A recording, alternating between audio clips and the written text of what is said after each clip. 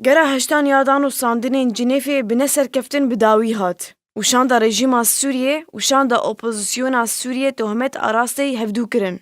Stîvan de Mistura şanderê navdewletî ji bo Sûriye ragihand ku bi neserkeftin gera heştan ya danûstandinên Cinêfê bi dawî hat û bi vê çendê aliyên Sûriyê derfetek zêrîn ji dest dan.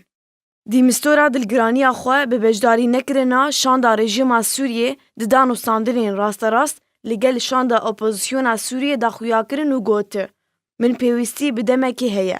Da ku bîr û hizrên nû ji bo berdewambûn û destpêkirina danûstandinan û taybet ji bo destûr û hilbijartinan. Her wiha de Mistura daxuya kirin ku amadekarî ji bo gereke nû ji bo danûstandinan di meha rêbendanê de têne kirin.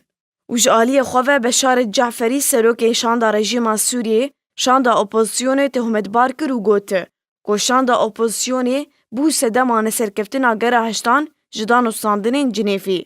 Her wiha Ceferî got ku hikûmeta rejîmê nedixwest danûstandin sernekevin, lê opozisyonê bê danîna mercên pêşwext mîna nebûna rola Esed di proseya veguhstina siyasî de li Sûriyê bû sedema paşxistina û neserkeftina danûstandinan.